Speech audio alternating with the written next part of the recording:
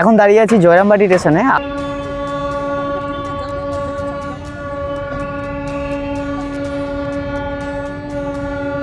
এটা হলো ticket counter. Ticket কাউন্টারের ভিতরে আমরা একটু পরে প্রবেশ করব। বহুদিনের অপেক্ষার পর অবশেষে জয়রামবাটি স্টেশনে ট্রেন চালু হলো আজকে। বিগত কয়েক বছর ধরে হাওড়া টু বিষ্ণুপুর রেল লাইনের কাজ বন্ধই ছিল। পরবর্তীতে বিষ্ণুপুর থেকে ময়নাপুর অবধি রেল চালু হয়েছিল।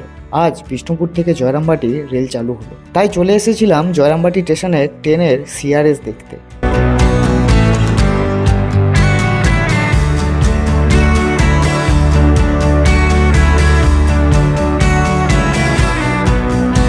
এটা হলো টিকিট কাউন্টার। টিকিট কাউন্টারের ভিতরে আমরা একটু পরে প্রবেশ করব। এখন প্রচুর ভিড় রয়েছে বলে আমি উপর দিয়ে চলে আসলাম একটু ছবি তোলা, একটু ভিডিও করার জন্য। আমার সাথে এসেছে দীপ। প্রচুর মানুষের ভিড় এবং সমাগম লেগে রয়েছে। সকাল থেকেই ভিড়ভাড়টা ছিল। আর আমার আসতে একটু লেট হয়েছে কারণ আজকে বাড়িতে একটু অ্যাক্সিডেন্ট হয়েছে, ওই কারণে আমি আসবো না ভেবেছিলাম। তারপর ফ্রি হওয়ার পর 12টা সাড়ে 12টার দিকে ফিরেছি, স্নান টান করে তারপর রেডি হয়ে বেরোতে যা টাইম লেগেছে। এখনও কমপ্লিট হয়নি, জাস্ট একটা লাইন হয়েছে, ওই পাশের লাইনটা কমপ্লিট হচ্ছে। আশা করছি ওইটা কামারপুকুর থেকে জয়রামবাটি বা হাওড়া টু বিষ্ণুপুর যখন লাইনটা চালু হয়ে যাবে, ফুল লাইন চালু হয়ে যাবে, তখন এটাও চালু হয়ে যাবে। এখন জয়রামবাটি থেকে বিষ্ণুপুর অবধি রেল লাইন চালু হয়েছে। এখন শুধু অপেক্ষার বিষ্ণুপুর থেকে হাওড়া রেল চলাচল। কখন আসলে? কখন আসলে? আমি একটু আগে আসলাম। আর ইনি হচ্ছেন স্যার আমাদের। স্যার কিছু বলবেন? আচ্ছা, রোদ, এদিকটা রোদ কালো লাগছে, তুমি ওই দিকটা চলো। প্রচুর মানুষ এসছে, প্রচুর মানুষ এসেছে।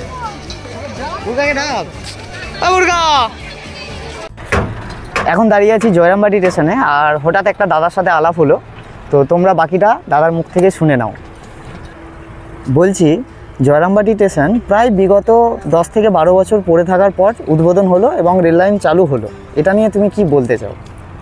প্রথমত হচ্ছে কামারপুকুর রামকৃষ্ণদেবের জন্মস্থান এবং জয়রামবাটি হচ্ছে মা সারদা দেবীর জন্মস্থান এবং বিষ্ণুপুর হচ্ছে মন্দির নগরী।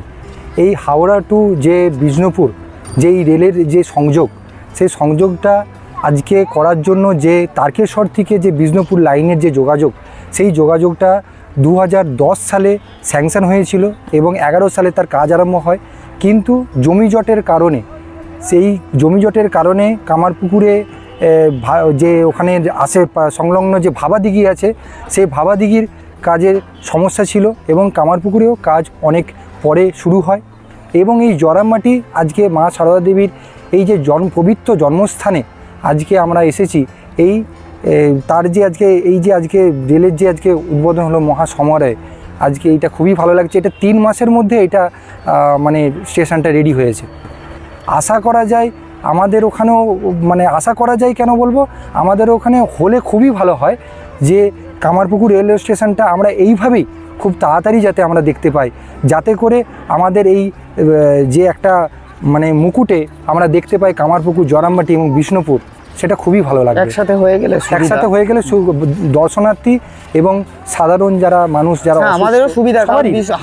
হাওড়া আমাদেরকে ট্রেন ধরতে গেলে যেতে হয় আরামবাগ, না হলে গোঘাট, প্রায় 1 ঘন্টা 1.5 ঘন্টা আগে থেকে বাড়ি থেকে বেরোতে হয়। পেশেন্ট, ব্যবসা বাণিজ্য সকলেরই একটা সুবিধা হবে। আমার কাছে আরেকটা খবর রয়েছে যে কামারপুকুর স্টেশন খুব শীঘ্রই চালু হতে চলেছে। কারণ কামারপুকুর স্টেশনের রেলওয়ের কাজ খুব দ্রুতভাবে, মানে যেটা 60% হয়ে কমপ্লিট হয়ে পড়েছিল, এই 1-1.5 মাসে প্রায় 90% কমপ্লিট হয়ে গেছে। 10% শুধু পড়ে রয়েছে রেলের পাত পড়ার অপেক্ষা আর কি, তাই তো? হিসাব মতো ভাবাদিঘির জন্য, জমিজটের কারণের জন্য এটা হয়ে উঠতে পারেনি। তো এখন মিটে গেছে সব কিছু, শুনলাম যেটা তুমিও শুনেছো, আশা করছি মিটে গেছে। এবার শুধু অপেক্ষা কিন্তু কামারপুকুর।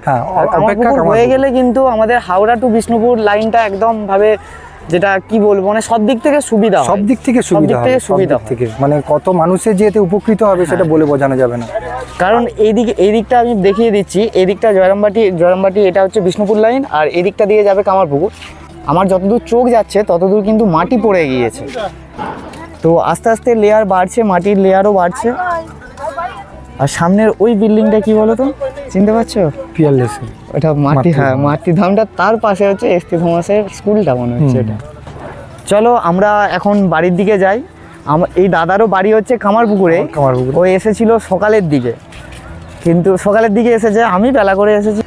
আর প্রচণ্ড রোদ, এই রোদের মধ্যেও কত মানুষ এসেছে, প্রচুর মানুষ, মানে এই যে মানুষের আবেগ। এবং সারদা মঠের যে মহারাজরা এসেছেন এখানে, আর একটা মানে ব্যারাকপুরের একটা মঠ আছে, সেই মঠের মহারাজরা এসেছিলেন, অনেক গুণীজনেরা এসেছিল। এবং এই যে আজকে এত মানুষের সমারোহ, এটাই বুঝিয়ে দিচ্ছে আজকে এই আবেগ। রেলটা আমাদের কত প্রয়োজন, কারণ এই দিকটা সত্যি প্রয়োজন। একটা বাসের যোগাযোগ ব্যবস্থাটা আমাদের খুবই কমই, কারণ আরামবাগ থেকে রাত 8টা বেজে গেলে আর এদিকে আসতে পারবো না। আবার কামারপুকুর থেকেও সেম 7টা সাড়ে 7টা বেজে গেলে আরামবাগ আর যেতে পারবো না, তো আমাদেরকে ট্রেনেই যেতে হয় বেশিরভাগ। এটা হচ্ছে ওয়েটিং রুম করেছে, ওয়েটিং রুমটা অনেক বড় করেছে, ওই দিক পর্যন্ত রয়েছে। আর ভিতরে যাচ্ছি না, স্টাফেরা এখন রয়েছে। আর এটা টিকিট কাউন্টার 1 নাম্বার 2 নাম্বার করেছে। আর উপরে থাকার জন্য রুম করেছে। উপরটা ওয়েটিং রুম না, না উপরটা খালি স্টাফেদের রুম করেছে। ওপরটা হচ্ছে স্টাফেদের জন্য করেছে, আর নিচটা হচ্ছে ওয়েটিং রুম করেছে। হ্যাঁ, আমি ভিতরটা একবার মানে উপরটা দেখেছিলাম, যখন তৈরি হচ্ছিল তখন দেখেছিলাম। আর এখানে কিছু গাছ লাগিয়েছে, এটা খুব সুন্দর লাগলো। গাছগুলো বড় হলে একটু ছাওয়া তো দেবে। তবে কিছু এই পাথরগুলো দেখলাম, কিছু বাচ্চা ছেলে মেয়েরা সব পাথরগুলো নিচ্ছে, নীল সাদা পাথর তো ওগুলোই নিচ্ছে। স্টেশনটা খুব সুন্দরভাবে সাজিয়েছে।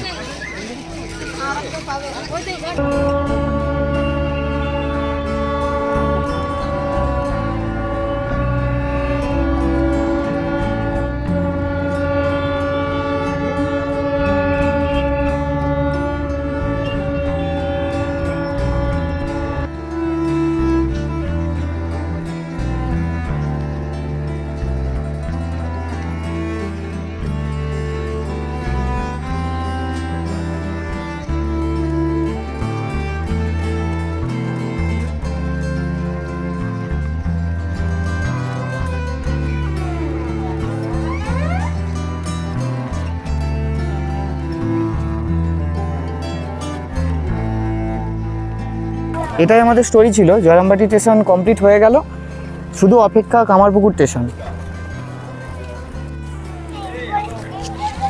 চলো এরপর বাড়ির দিকে রওনা দিই। প্রচণ্ড রোদ লাগছে, খাওয়া দাওয়া খাবো, না হলে এখানে কিছু খেয়ে তারপর বাড়ি যাবো। তুমি কখন যাবে? আমি বেরিয়ে যাবো। চলো টাটা।